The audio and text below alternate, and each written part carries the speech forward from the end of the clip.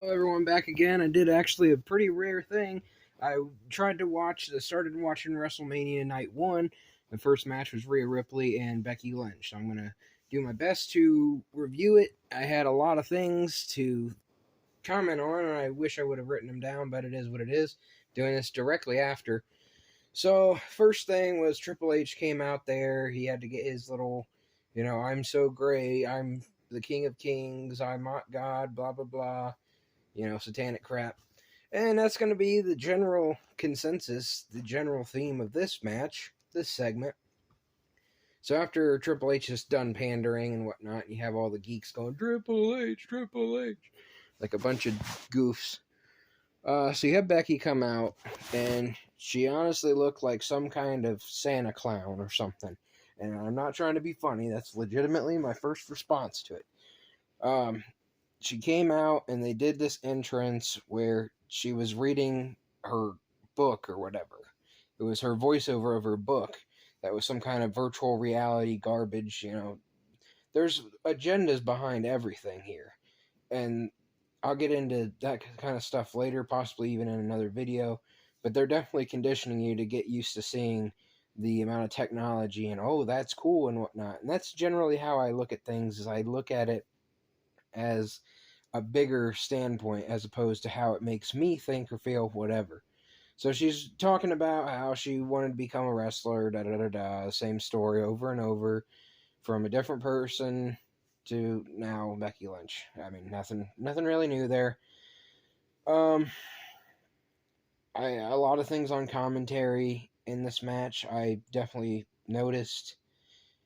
Um, they made a dang that Pat McAfee. He was a football player, and he's played his role of crazy guy, so to speak, like this really energetic type guy that everyone loves and whatnot.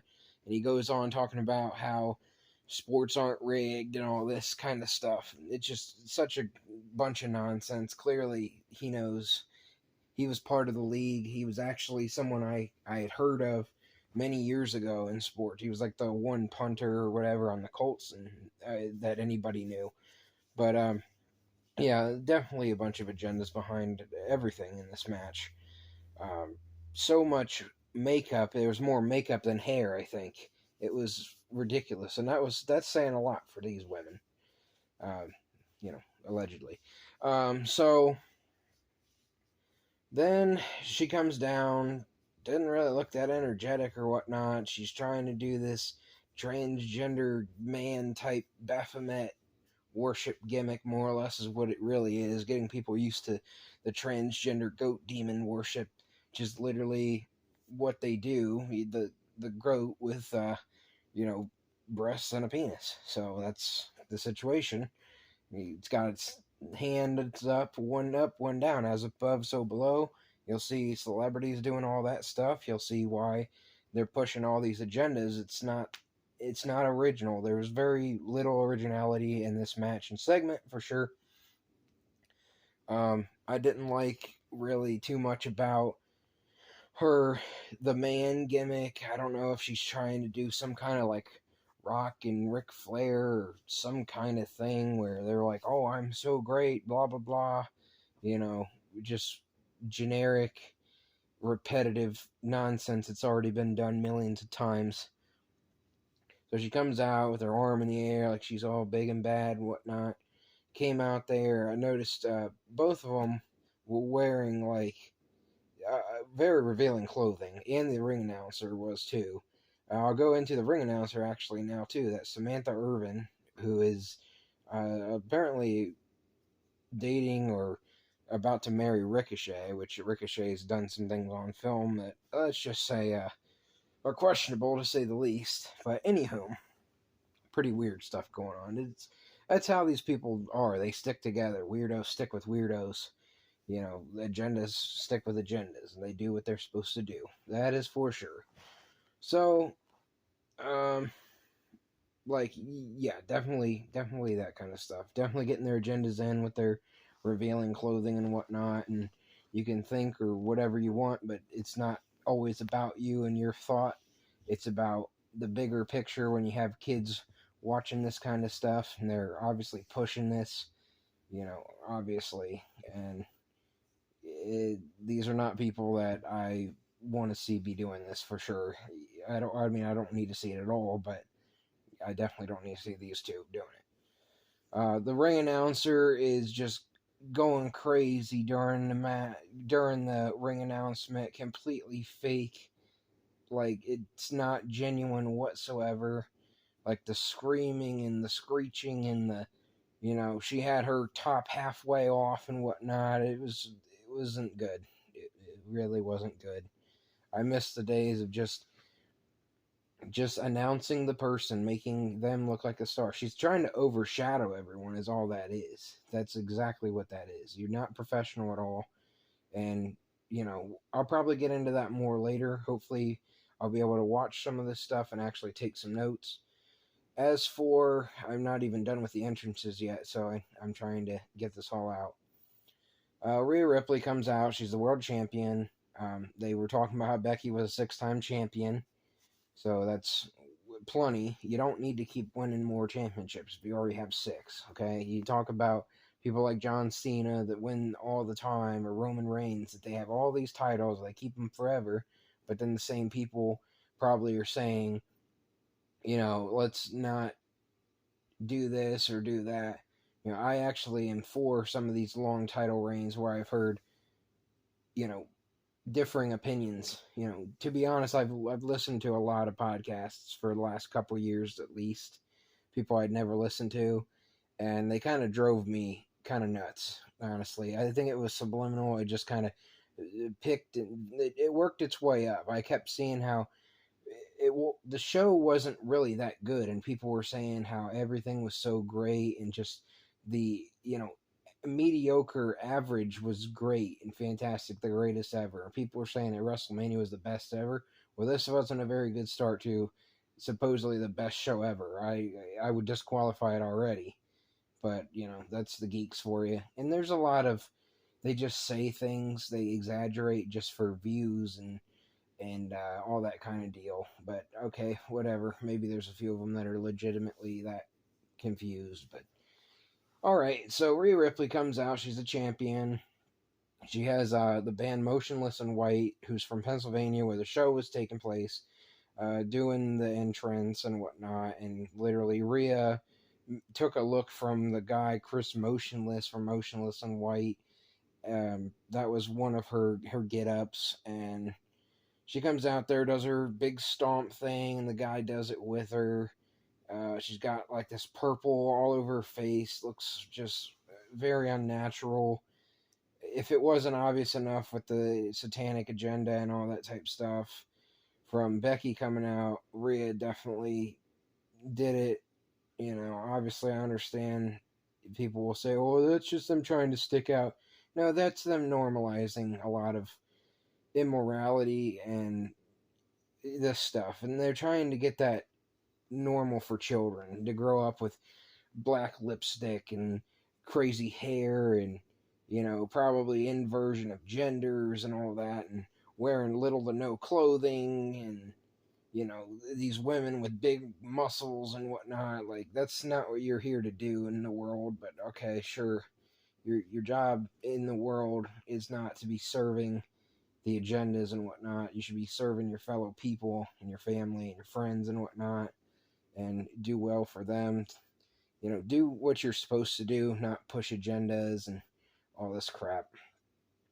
So Rhea comes down to the ring. She's going crazy, lip syncing the music, talking about demons in the dreams, and it was a lot. It was a lot of nonsense for me. As for the match, already didn't really care for it beforehand. From the entrances on, didn't think it would really turn out that well. I was hoping that Becky wouldn't win just because she wins all the time, and she's won enough, and it's time for someone younger to do it. Becky's been on the main roster for 9 years now, so, be my guest and actually put some people over would be great. The only time she wasn't really pushed from 2018-19 to about 20 I mean, she had all of like 2018, 19 into 20. And then as soon as she came back, she was champion after, what was it? Well, no, she was there. She was around in 2020. Yeah, part of 2020. Then she had her child, supposedly. Then she came back, squashed Bianca Belair, then held that title from like, what was it, SummerSlam to WrestleMania or something? Like another 6-month run or close to it. It might even been longer than I honestly forget. But it was a lot. So she definitely needed to take a back seat. I don't think she's really been having really good matches and whatnot. She looks sickly and old and not in physical shape like she used to. She's looking very small. It's kind of scary, especially when she's supposed to be wrestling these supposed women that are, you know, way heavier than her and so forth, and trying to throw them around and whatnot. It was ridiculous. It really was. It was very unbelievable. The match, it went too long. I guarantee I'll say that about every match here, pretty much. Because if a match goes 15, 20 minutes, and there was very little in it, there was no story, it was a lot of spots, and I really don't like those matches. Why does it need to go that long? Why am I supposed to like that? I didn't really like the storyline. I didn't think the build was that good, frankly. I saw Becky specifically botch at least 4 times or so. They were trying to do these spots that they couldn't do. Trying to do a rope tornado DDT. Looked terrible. They tried to do this top rope arm drag looking thing, kind of like what Kurt Angle did with the belly to belly, kind of running up and then grabbing and throwing. It looked awful. When they were in submission holds, they were trying to break out and whatnot, get to the ropes and so forth, go for leverage and kind of get away, from the middle of the ring and so forth. It looked really bad. As for, let's see, what else happened? Like I said, every time Becky tried to lift Rhea and whatnot, they never sold it like, oh, Becky can't lift her or whatever. Oh, she's fighting out. I didn't see that. As for it, I just didn't see too much to be that interested in. I thought when Rhea had her in the prism lock, it took her like 3 or 4 times, and that move should be a tap out automatically. Like that, if you're trying to be realistic, you're up in the air like that, your legs are bent behind you. Then one time, it got in, she got that in on Becky like 3 or 4 times, and Becky's breaking out. Like, it was ridiculous. And from there, one time, that prism lock or prison lock or prism trap or prison trap, whatever it's called, actually got onto the ground, got onto the canvas, the mat of the ring, was in the middle of the ring, and Becky still broke out of it. She broke out of that and whatnot. A lot of, like, really high spots and false finishes that really got nowhere. If you're not familiar with what those are, basically things that get the crowd excited and whatnot. I didn't think the crowd liked this match too much. It didn't seem like, frankly, it didn't seem like it. I've been unable of seeing that before. I've been wrong before, obviously, but I didn't think that the crowd seemed that into it, or either of the people in it. I thought it was a very predictable match. I thought Rhea was going to win, which she did. It was way too long, way too many kickouts. There was really little to no drama. A lot of the moves were botchy. The announcers didn't really add much to it at all. The Pat McAfee had to throw out like a reference to like that Kanye West and Sway thing where Kanye goes, "Hell, Sway," he goes, "Hell, Cole." Like, is that supposed to be funny? Like, it's not funny. It's very over the top. You can tell it's very choreographed, very scripted, so forth, and it just wasn't very good, honestly. I didn't really see the fuss in any of this segment. I liked how, well, they kind of botched what Becky was doing if they were at the end, where she's trying to go for the rock bottom or the manhandle slam off the top rope or close to the top rope from the turnbuckle on Rhea. Then it almost looked like a botch almost, but I guess Rhea was just supposed to land on her feet, then counter, do that pump handle riptide, pump handle slam. Did it once into the turnbuckle and then directly after. It took way too much to finish the match, but I know Becky kicked out of the Riptide one time, so it took at least 3 of them to take her down. I don't understand why these wrestlers have to do their finisher 3 times. How is it a finisher anymore? You took one Stone Cold Stunner, that was it. You took one FU, that was it. One chokeslam, one tombstone, one pedigree, one GTS, one clothesline from hell, 1619. That was it. I'm prettier. Spear. Like, what are we doing here? Frog splash, bonsai drop, shooting star press, 450, etc. Leg drop. These were all DDT. These were all finishing moves. Angle slam. And any submissions. You weren't breaking out of that plenty of times. It was very much a video game match. And they were going on about how the weather was supposedly cold. Well, one, it's an open air stadium, and it's in the north, the Midwest / East Coast, Northeast, whatever you want to call Philadelphia, crime-ridden, agenda liberal city, which there is no such thing as political sides, but that's one of their agenda cities that they've really pushed. I believe they're getting a smart city too, so that's going to be a prison. It's literally a prison city. You can't get in or out once that happens, so hopefully people get out of there soon enough, like I've warned. Let's see. They put over both of them like they were the greatest thing ever. I didn't really see the big deal. Rhea, I don't understand the fascination with the looks and whatnot. I see people like Jim Cornette and Brian Last. They're a bunch of CIA shill agenda pusher type people. They're very much just taking their orders. They're allowed to say whatever they want on their podcast and whatnot. I mean, I agree with a lot of some of what they say, generally about the business, but then they take it in the wrong direction and whatnot. I can't wait to do my video on Jim Cornette and Brian Last. Bagel lovers, believe everything on the TV, tell people to believe things, tell you to do this to your body, inject yourself, that type deal. Just not a fan of what they're doing to people. Becky had the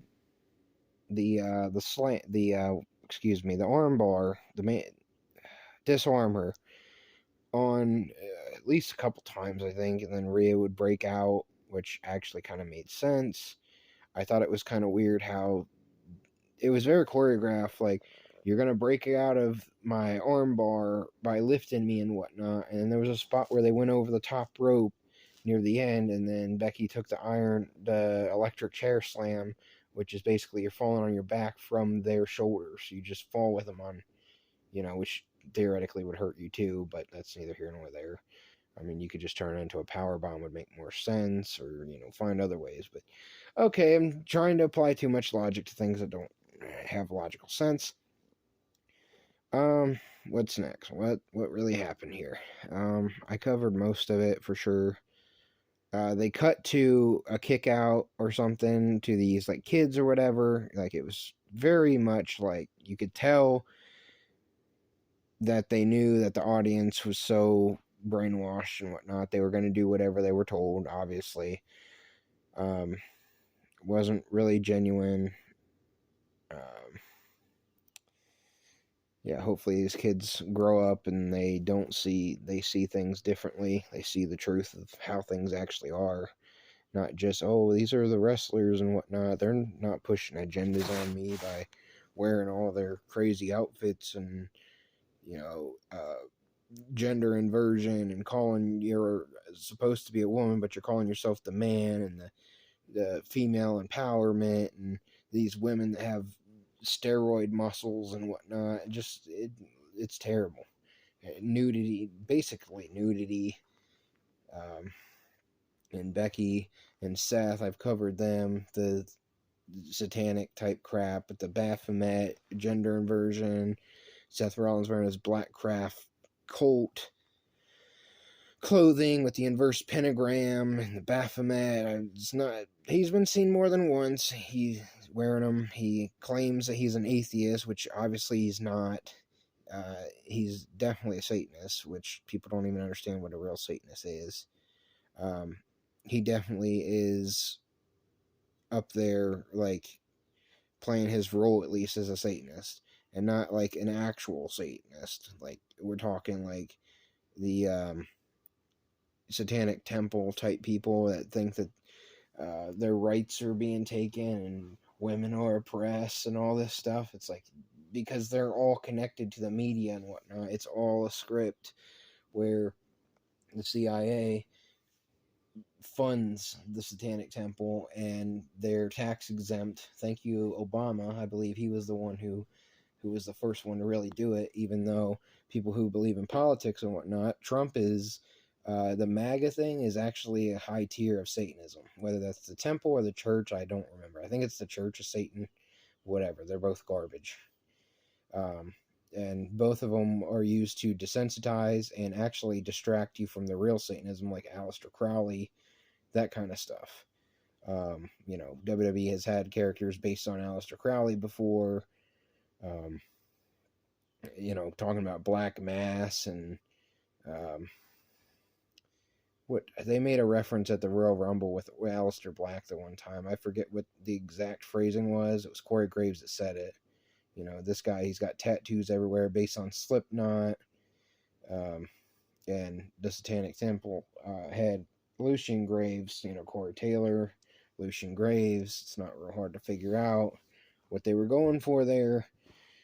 Triple H and his big bagel nose, we know that he's definitely down with all the agendas. He's taken a lot, we'll just say. He's taken a lot of ideas, of course. Taken a lot of ideas from Satanism and whatnot, and they blow up in their face every time because it's vulgar. It's just ridiculous, as per usual.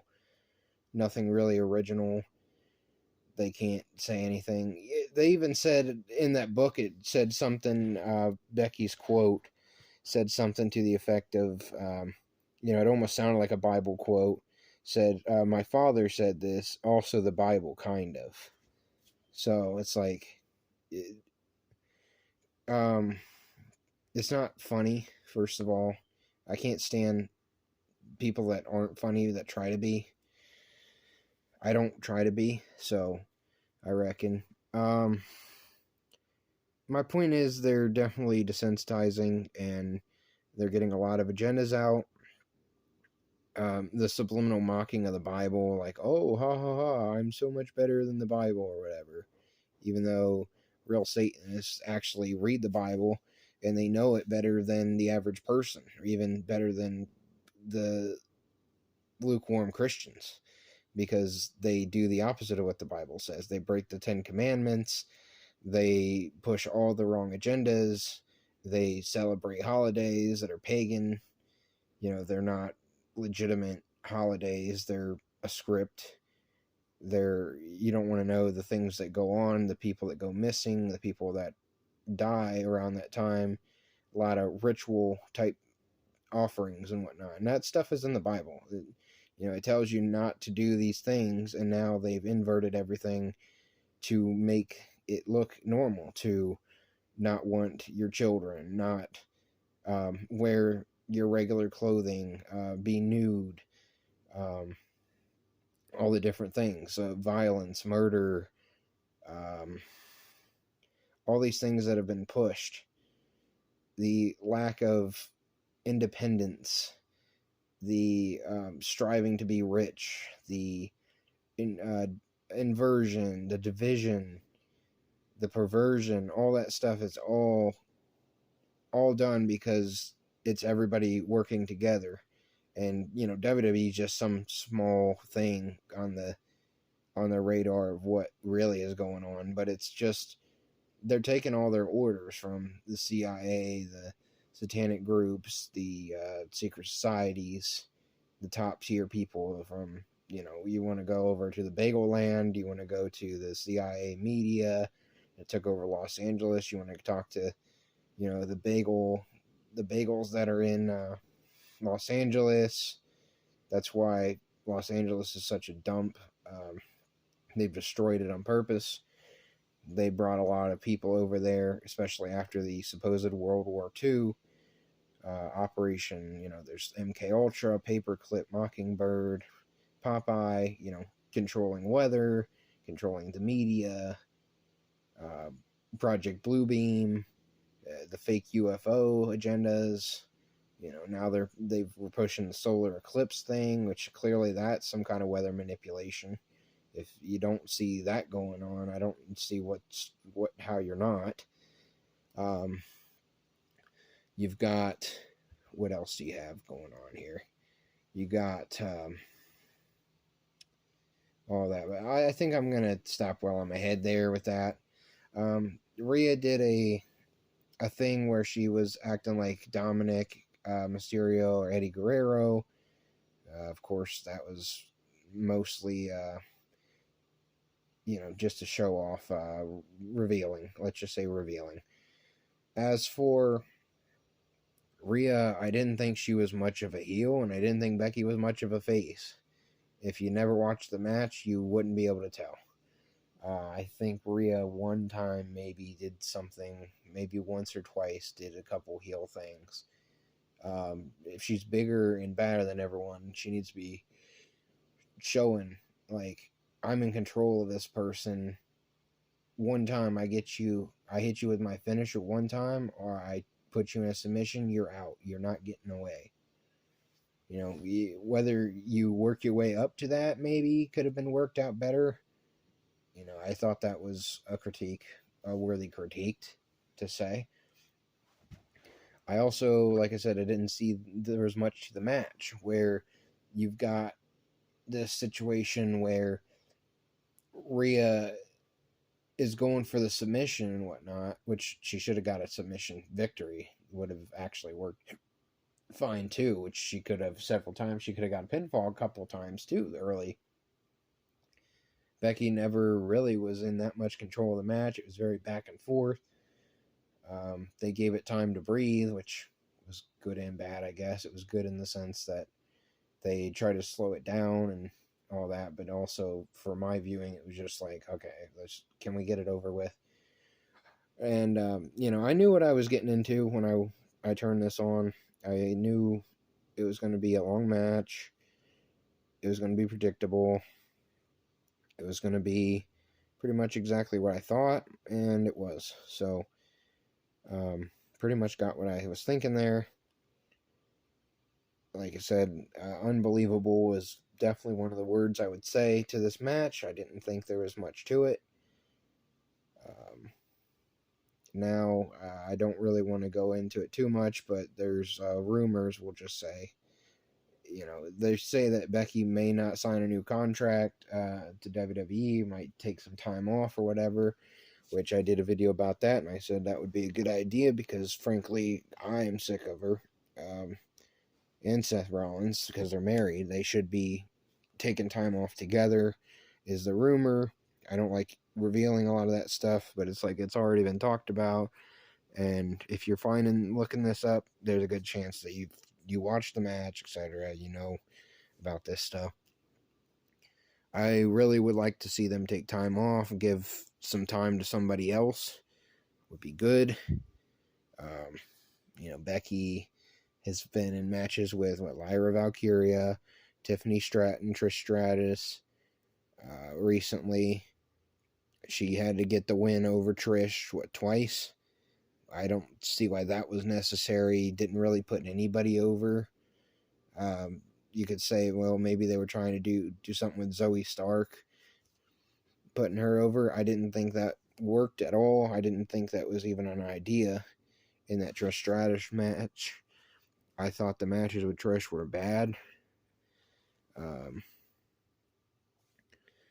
Yeah, I never really thought Becky was fantastic in the ring. I thought one of her best matches against Sasha Banks back in NXT, and this was very different. This was many years ago. I was much younger. I don't even know if I'd like that match anymore.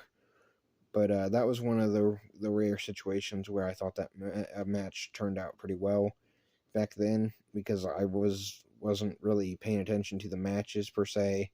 It wasn't everything to me about the match. Some people they just want to turn their brains off and stare at people fake fighting. I don't get it.